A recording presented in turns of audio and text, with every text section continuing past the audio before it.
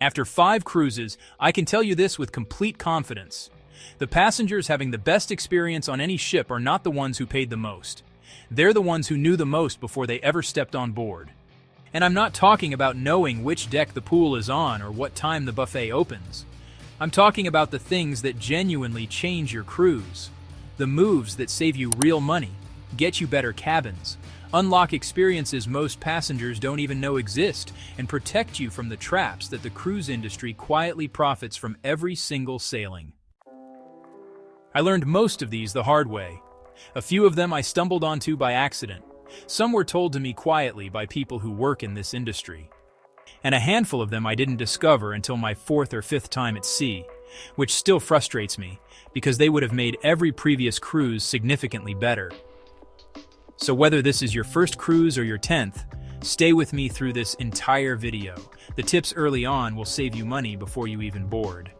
The ones in the middle will change how you move through the ship, and the ones near the end. Most people never hear those at all. Let's get into it. The first thing you need to know before any cruise is about those art auctions on board. The ones with the free champagne, the fast-talking host, and the framed pieces being held up like they're about to sell at Sotheby's. Here's the reality. Those auctions are almost never run by the cruise line itself. They're operated by outside companies that have paid for the right to use the ship as their sales floor. The cruise line collects a fee. The auction company collects your money. And if something goes wrong, if the piece turns out to be worth far less than what you paid, if the limited edition print was never actually limited, if you try to return it, the cruise line will tell you it has nothing to do with them. This isn't hypothetical. Passengers have paid thousands of dollars for artwork that independent appraisers later valued at a fraction of the price.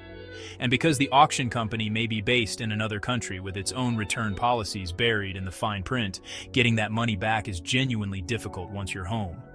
If you see something you love, that's fine. Take a picture of it, write down the artist's name and the title, and look it up when you're back on land with a real internet connection and time to compare. If it still feels worth it, then buy it. But do not make a $1,000 art decision at sea under champagne lighting with a countdown clock running. Now let's talk about shore excursions, because this is where cruise lines make an enormous amount of money, and where passengers consistently overpay without realizing it. When you book an excursion through the cruise line, you're almost never booking directly with the people who actually run the tour. In most cases, the cruise line is acting as a middleman between you and a local operator. The tour itself, the guide, the vehicle, the itinerary, is the same one that local company offers independently. The difference is the markup, which can be anywhere from 50 to 100% more than what you'd pay booking directly. The cruise line's value proposition is the ship guarantee, the promise that if a cruise-booked excursion runs late, the ship will wait for you. That peace of mind is real, and for some ports or some itineraries, it genuinely is worth paying for. But for a walking food tour in a major city, or a beach day at a well-known spot, that guarantee probably isn't worth doubling your cost. What experienced cruisers do is research independent operators before they sail. Read reviews on travel forums, confirm the operator's track record with cruise passengers specifically, share your ship's departure time with them in advance, and verify their pickup logistics. Most established local operators have been working with cruise passengers for years. They know exactly what time your ship leaves, and they know their reputation depends on getting you back in time. On a 7-day cruise with 3 or 4 port days, this one habit alone could save a couple several $100s. That's real money that goes back into the trip. Here's something cruise lines will never send you an email about. Your cabin price may drop after you book, and in many cases, you're entitled to a benefit, but only if you ask. Cruise lines adjust their pricing constantly based on demand, inventory, and how close the sailing date is getting. It's entirely possible to book a cabin in January, check the price in March, and find that the same category is now selling for less than what you paid. Most passengers never notice because they book and move on. The cruise line certainly isn't going to call you.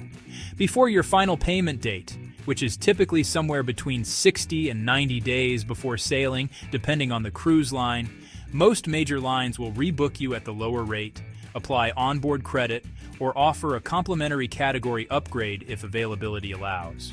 After final payment, the options narrow significantly, but some lines still offer onboard credit on a case-by-case basis. The simple habit is this. After you book, check your cabin category price once a week leading up to your final payment deadline. Set a calendar reminder if you need to. If you see a drop, call the cruise line or your travel agent and ask what they can do. The worst answer you'll get is nothing. But passengers who do this consistently report scoring balcony upgrades from interior cabins or getting $100 to $200 in onboard credit for a 5-minute phone call. That's honestly one of the highest returns on effort you'll find anywhere in travel. Now here's one that will immediately change your next embarkation day, and it's almost insultingly simple once you know it.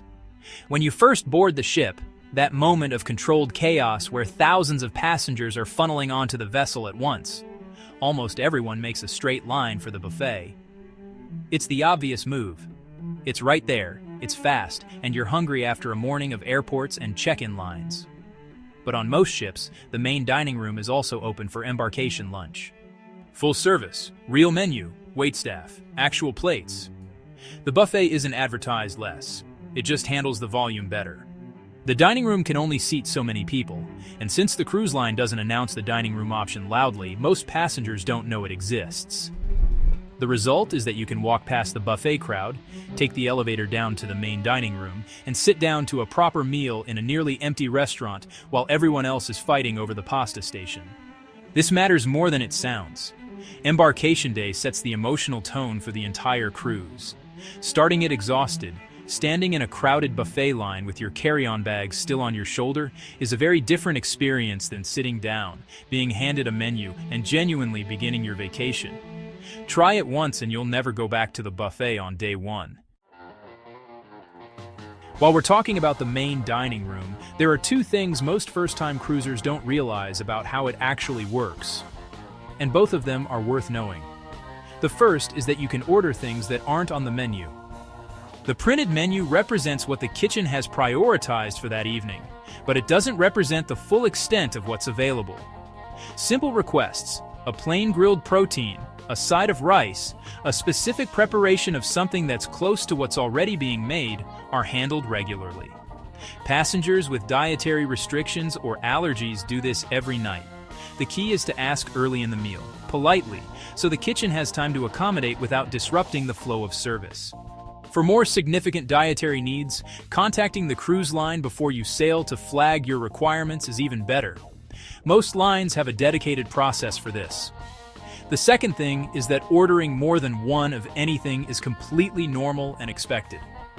2 appetizers, 2 entrees, 2 desserts. There is no extra charge, no judgment, and no awkward moment. The main dining room is an included dining experience, and the staff genuinely wants you to use it fully. If you're torn between the salmon and the steak, order both. If the chocolate lava cake and the creme brulee both sound good, get both. Waitstaff in the main dining room have seen it all and appreciate guests who are engaged and enjoying themselves. The only unwritten rule is don't waste unnecessarily, and be kind to the people serving you. Now, let's talk about the shops on board, because there's just something about them that the ship's overall atmosphere makes really easy to forget.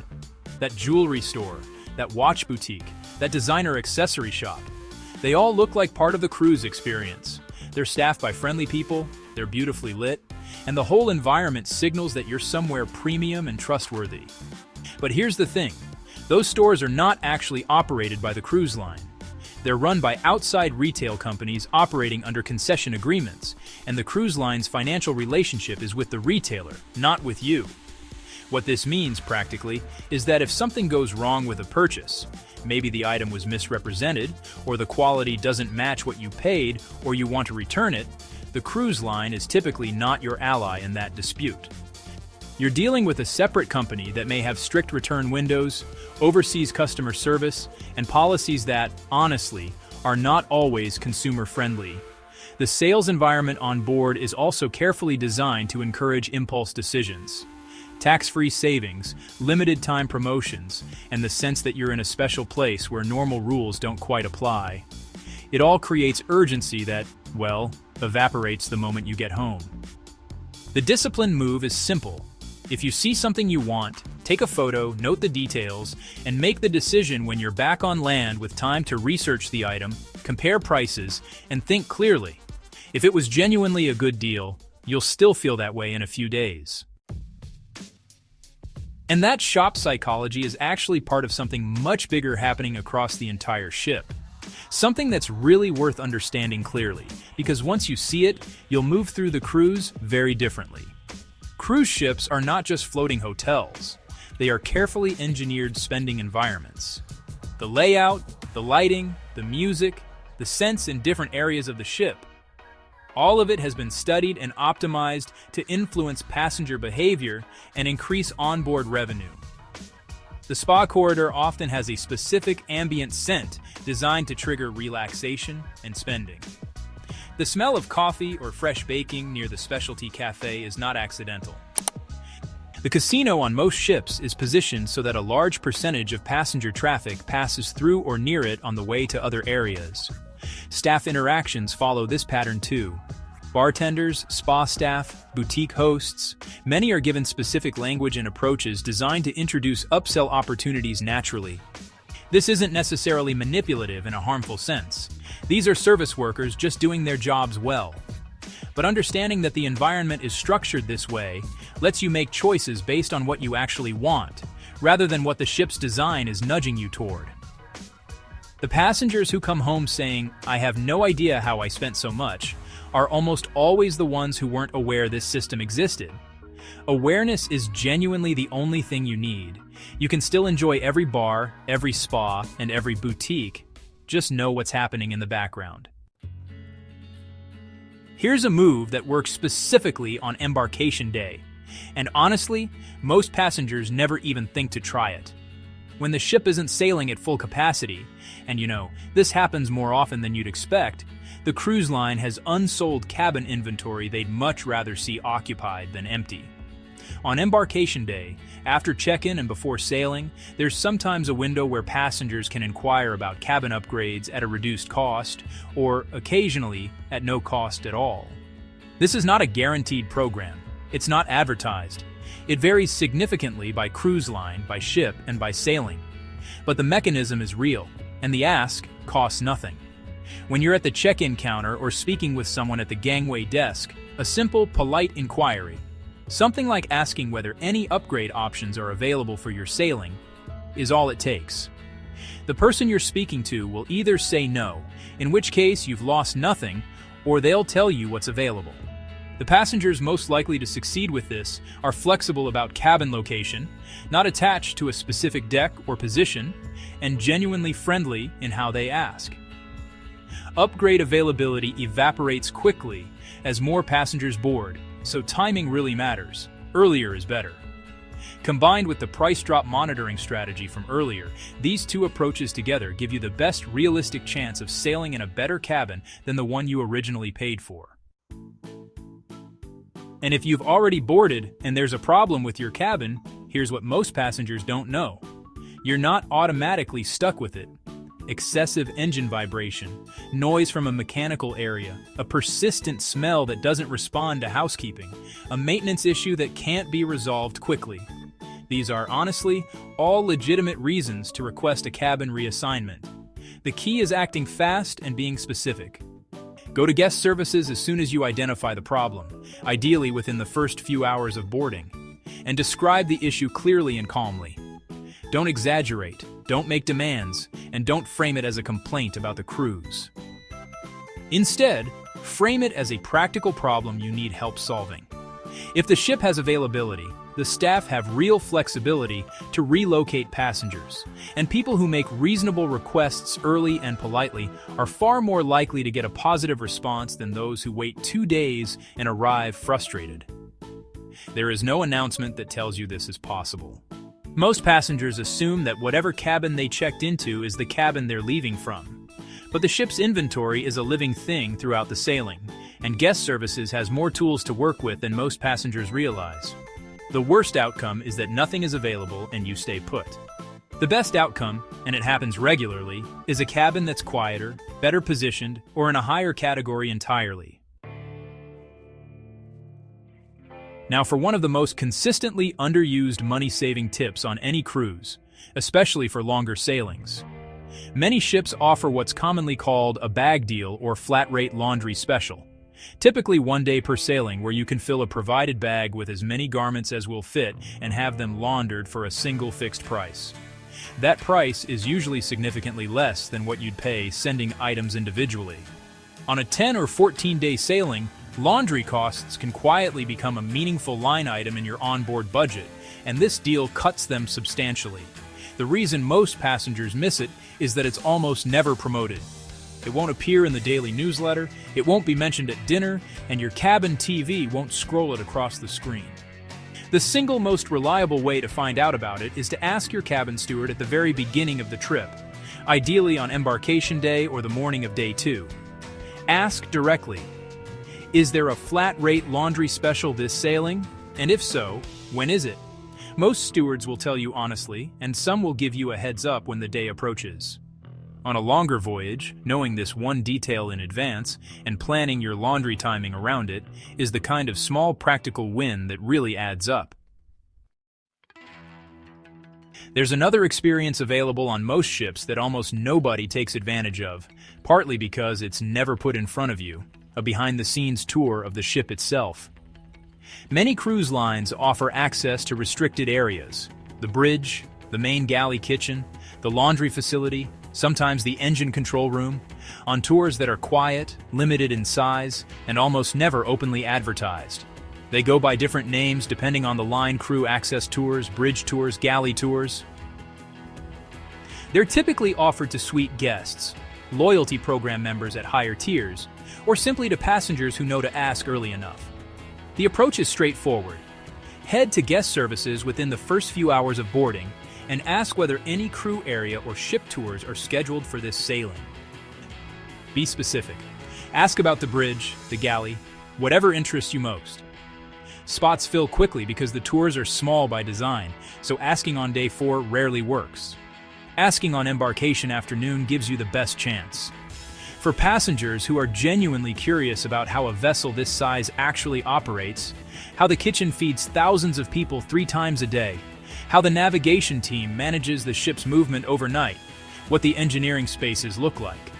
This is honestly one of the most memorable things you can do on a cruise, and it starts with a single question at the front desk. Here's something that, requires a little exploration, but honestly pays off every single time. On many ships, there are these small outdoor areas near the bow, that's the front of the ship, that are technically open to guests, but never show up on the deck map, never get mentioned in the daily program, and, are basically invisible to anyone who doesn't go looking for them. They're usually accessible through unmarked or low-traffic doors on mid-level decks, somewhere in the forward part of the ship. What you find when you get there is often the best outdoor space on the whole vessel. Totally unobstructed views ahead, fresh open air, and almost complete solitude. No music, no pool crowds, no bar service, just the ocean, the bow cutting through the water, and, well, quiet. The best times to check these out are early in the morning as the ship approaches a port. Watching landfall from the bow as the sun comes up is, honestly, genuinely spectacular. Or on sea days when every other outdoor spot is packed. One important note, if a door is clearly marked as crew only, definitely respect that. But a lot of these forward areas are accessible to guests and just, undiscovered. Take a slow walk through the forward corridors one afternoon and see what you find. It's one of those cruise experiences that feels genuinely personal. Here's a small but, honestly, genuinely surprising thing that catches a lot of passengers off guard. That Do Not Disturb sign on your cabin door actually has informal limits, and leaving it up for a long stretch, especially on the first day, can trigger a welfare check from the crew. Cruise ships have these quiet protocols in place to keep an eye on passenger well-being. If a cabin shows no signs of activity and the DND sign has been out for an unusually long time, crew members might be required to knock and check that the guest is okay. This isn't about suspicion. It's a safety practice that exists for real, legitimate reasons, and it's actually more common on the first day of sailing when the crew doesn't have a sense yet of who's out and about and who isn't. For most passengers, this will never be an issue. Use the sign overnight. Use it for a nap. Use it whenever you really want privacy. That's exactly what it's for. Just keep in mind that leaving it up all day while you're actually resting quietly inside can look from the outside just like a situation that needs checking on. If you've ever had an unexpected knock while you were perfectly fine and just trying to sleep in, well, this is probably why. And, the last one on this list is something that answers a question a lot of cruisers have had and never really been able to explain.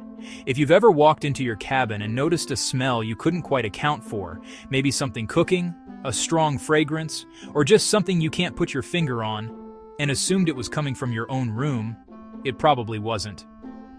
The ventilation systems in a lot of cruise ship cabins are interconnected in ways that let scents from neighboring rooms drift into yours. Strong room service orders, heavy perfume, smoke from designated areas. Any of that can travel through shared venting and show up in your space with no obvious source. This is one of those things that makes total sense once you know it, but makes you feel a little crazy when you don't. If a persistent smell is genuinely affecting your comfort, that's a real concern to bring to guest services. They might be able to adjust something on the ventilation side, and if there's room, relocation is sometimes an option. But honestly, just knowing the cause is usually enough, because once you understand where it's coming from, it stops feeling like a problem with your room and starts feeling like a minor inconvenience you can manage. 5 cruises taught me one thing above everything else. The experience you have on a cruise ship is pretty much shaped by what you know before you board and how you move once you're on the ship.